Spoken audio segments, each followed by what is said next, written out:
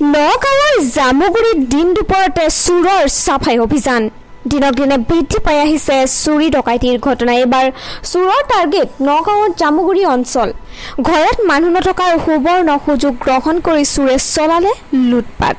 নগাঁও জিলাৰ জামুগুৰিৰ মুকুন্দ মজুমদাৰ নামৰ লোকজনে কালি দুপৰীয়া 1 মান বজাত ওচৰৰে এঘৰত বাৰ্থডেত অংশ লৈ থকাৰ সময়তে চুৰিয়ে লুটি নিলে 6 লাখ টকাৰ সোণৰ অলংকাৰৰ লগতে কেইবা হাজাৰো টকা।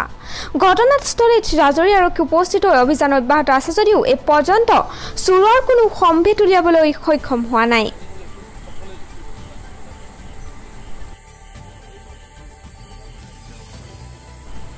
বটদ্ৰাৰ পৰা আজহাৰুদ্দিন আহমেদৰ ৰিপৰ্ট, খবৰ 24x7। আজি দিনৰ 1 বজাত মই 1:15 মই মোৰ ঘৰৰ পৰা ওলাই যাওঁ।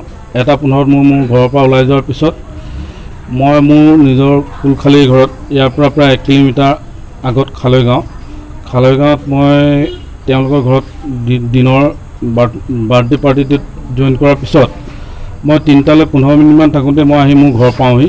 মই মোৰ ঘৰ আহি পোৱাৰ পিছত মোৰ ঘৰত মই দেখোঁ যে মই মোৰ ঘৰত টোটেল 4টা লক কৰি থৈ গৈছিলোঁ।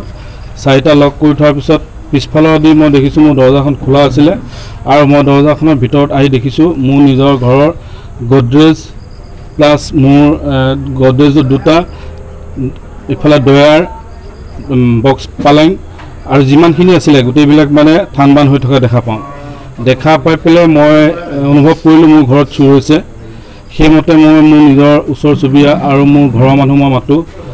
মই মোৰ থানা জাজৰি থানাত মই খবৰ দিওঁ।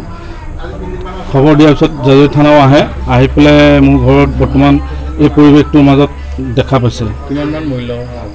মোৰ ধৰক আপোনাৰ টকা পইচা ফালৰ পৰা মোৰ বৰ বেছি টকা নিয়া নাই, মোটামুটি 4000 প্লাছ বা মাইনাছৰ ভিতৰত হ'ব। কিন্তু মোৰ যিখিনি সোণৰ গহনা নিছে সেইখিনি মোৰ 6 লাখ টকাৰ ওপৰত হ'ব।